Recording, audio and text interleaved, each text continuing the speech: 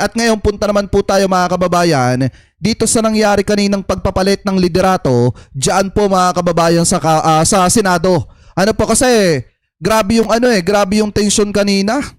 Sa totoo lang mga kababayan, nung nanonood ako ng hearing dyan sa Senate, kasi sinubukan nilang patalsikin yung maayos na Senate President. Kasi kung ano yung sinasabi ng konstitusyon, yun yung sinusunod ni Tito Sen. Wala siyang kinakampihan na politiko. Kung ano yung sinasabi ng konstitusyon, doon siya mga kababayan nakapabor. So ngayon ito, pakinggan po natin. Jed, kumusta ang sitwasyon ngayon dyan sa... Sabi dito, Senator Alan Cayetano itinalagang bagong Senate President matapos makuha ang 13 boto sa plenaryo mga kababayan. Senado?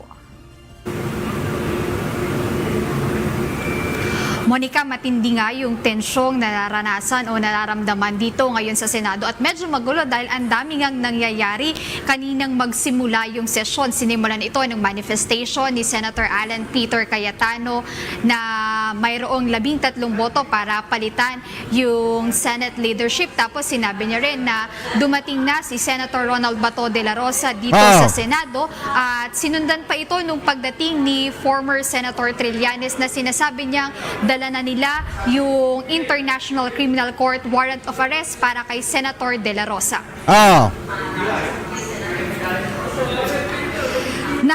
Kasi sa totoo lang naman mga kababayan, dapat ang gawin ni Senate President Chis Escudero, Alan Peter Cayetano, dapat once na ma-transmit na ang article of impeachment, dapat po mag-convene. Dapat mag-convene ang Senado bilang impeachment court mga kababayan.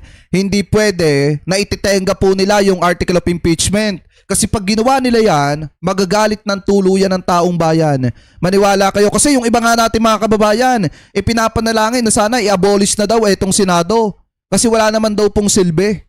Bilang bagong Senate President si Senator Alan Peter Cayetano matapos makakuha ng 13 boto sa plenaryo. Sa pagsisimula ng sesyon ngayong hapon, naghain ng manifestation si Senator Cayetano kaugnay ng pagpapalit sa liderato ng Senado. So I really admire your statement yesterday saying that you serve at the pleasure of the body. So may I manifest that there are now at least 13 members of the Senate who wish to have a leadership change.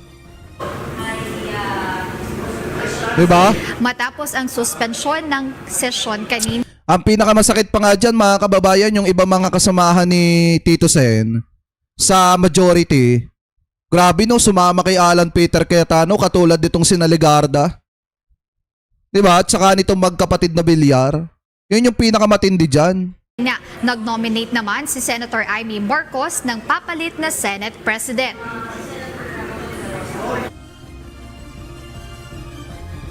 With that, Mr. President, may I move, therefore, to nominate Senator Alan Peter Cayetano as the new Senate President. Pagkatapos nito ay itinalaga naman si Senator Jinggoy Estrada bilang temporary presiding officer at nagbotohan na ang mga senador. With 13 votes for Senator Alan Peter Cayetano and 9 votes for Senator Tito Soto and 2 abstention, Senator Cayetano is hereby elected as the new Senate President.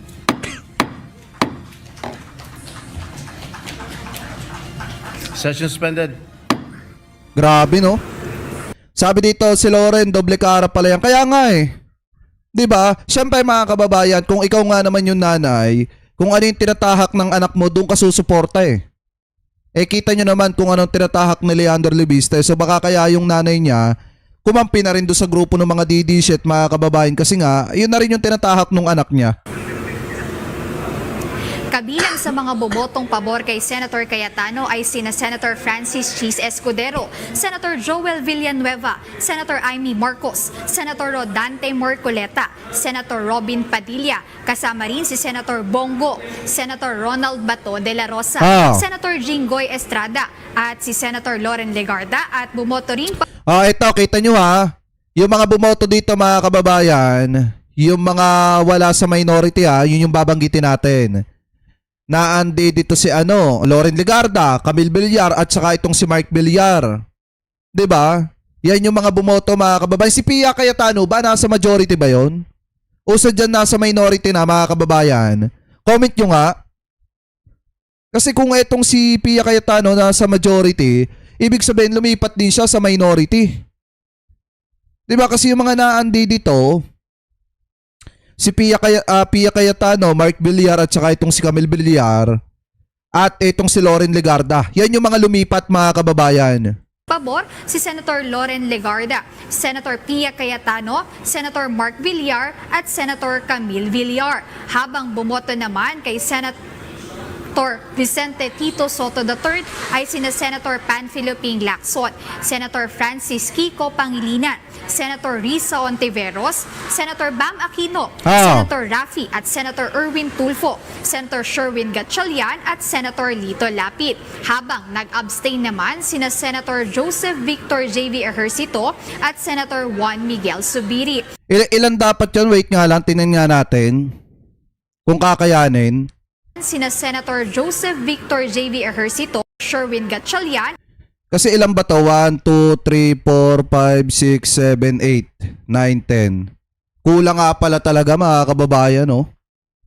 at Senator Lito Lapid. Habang nag-abstain naman sina Senator Joseph Victor J.V. Ejercito at Senator Juan Miguel Subiri. Sinabi ni Senator Francis Kiko Pangilinan na they don't object doon sa nasabing motion kasi wala silang numbers pero nag-manifest siya ng serious reservation sa hakbang ng pagpapalit ng liderato. Pero bago magsimula yung sesyon, itinanggi pa ni Senator Alan na may change in leadership dahil may plano umanong ipatigil ang impeachment.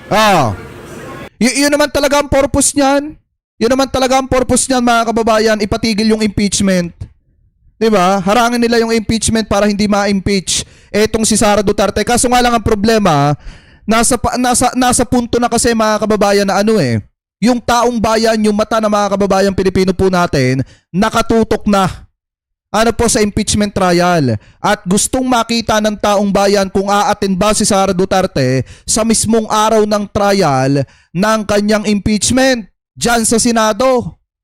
Kung yan mga kababayan patitigilin nila, ihihinto nila. 'Di ba? Kung yan mga kababayan ihihinto nila, ano sasabihin ng taong bayan? Baka magulat na lang sila, sinisingil na sila ng taong bayan kinabukasan pag di nila itinuloy yan. Di po ba? Anyway, tuloy pa natin.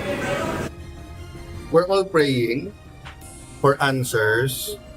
Ginagamit pa ang Diyos. Many nations around the world with crisis and the oil shock and crisis. I wanna confirm sa inyo na walang katotohanan na magpapalit ng leadership para itigil yung impeachment. That's just political talk by the others. So let's see what happens. Sana nga hindi nyo ipatigil yung impeachment at sana nga hindi nyo itenga.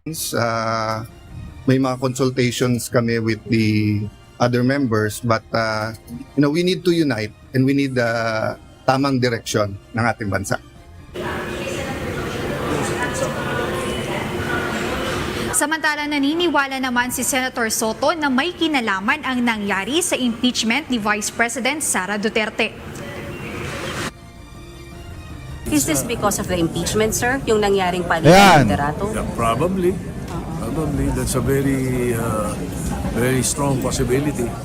Because if I were Senate President, once the House approves the articles of impeachment and sends it to us, I will constitute and convene the impeachment court. Kung siya daw mga kababayan ng Senate President, once na ma-transmit na yung article of impeachment sa Senado, talaga magkukonvene siya. Ano po yun ang ipag-uutos niya, mag-convene ang Senado bilang impeachment court. Ibig sabihin, kung ano yung tawag ng tungkulin nila mga kababayan na nakabatay sa sinasabi ng saligang batas, yun po yung gagawin nila. Kung sinasabi ng saligang batas na forthwith, pagka-transmit ng article of impeachment kinabukasan, dapat mag-convene na ang Senado. So ngayon, hindi natin alam kung ano yung gagawin diskarte dito ng kampo ni Cayetano. Ano po kung ano yung gagawin niya na diskarte dito, kung sila ba ay magkukonvene agad or patatagalin nila hanggang sa itulad nila doon sa ginawa ni Chis Escudero nung panahong siya ang Senate President. Tomorrow, Ngunit tiniyak niya na kahit hindi na siya ang Senate President, ay igigiit nila kung ano ang nasa konstitusyon. Tama. Nakakahiyaan niya sa taong bayan kung hindi matuloy ang pag-convene ng Senado bilang isang impeachment court kapag dumating o sa oras na dumating sa kanila ang reklamo laban sa Vice Presidente. Tsaka isipin nyo mga kababayan, galit na ang taong bayan. Lalo na't nakikita pa nila na yung Vice Presidente nagta-travel abroad. Umay na ang mga kababayang Pilipino po natin. 'Di ba? Alam niyo naman mga kababayan, talagang sobrang tindi na ng pinagdadaanan ng taong bayan ngayon. Tapos nakakadagdag pa mga kababayan, etong ganitong klase ng ginagawa para lang ilihis, pagtakpan at iabsuelto allegedly etong si Sara Duterte. Kaya nga dapat pagka na-transmit sa kanila bukas yung article of impeachment, dapat mag-convince sila kinabukasan. Yun yung pinakamainam na dapat po nilang gawin. Depende, hindi natin masabi ngayon kung paano ang strategy. Pero sa part we will insist that the Constitution be followed by the Senate. So what will become of the Senate, sir, kung hindi matuloy ang impeachment trial o wag lang impeachment court? Because Nakakahiya sa taong bayan kapag tama. ganun ang Senado. Diba? Kita nyo yung sinabi ni Tito Sen? Pag hindi natuloy yan, nakakahiya sa taong bayan. Pagkaganyan ng Senado mga kababayan. Malaking kahihiyan po talaga yan. Sobrang laking kahihiyan. Sasabihin na lang ng taong bayan, i-abolish na lang ang Senado. Kasi sobrang nakakahiya. Kapag hindi sila nag-convene. Kaya nga dapat mag-convince sila kasi hindi lang naman basta mga kababayang Pilipino po natin nakatutok dyan. Kahit yung mga lawyers, nakatutok rin po dyan. Lalo na si Atty. Lorna Kapunan, nakatutok din dyan mga kababayan. Ngayon kung hindi nila i-convene yan, nako, baka yung sinasabi ng taong bayan na if nabuwagin ang Senado, baka mangyari yan. Samantala, habang sesyon ay dumating si dating Senator Antonio Trillanes IV at nang tanungin siya bakit siya andito sa Senado, sinabi nito na kasama siya ng National Bureau of Investigation o NBI para serve ang International Criminal Court o ICC warrant of arrest kay Senator De La Rosa. Ayon sa dating senador, personal request ito ni Senator Bato na samahan ang aaresto sa kanya kaya andito si former Senator Trillanes.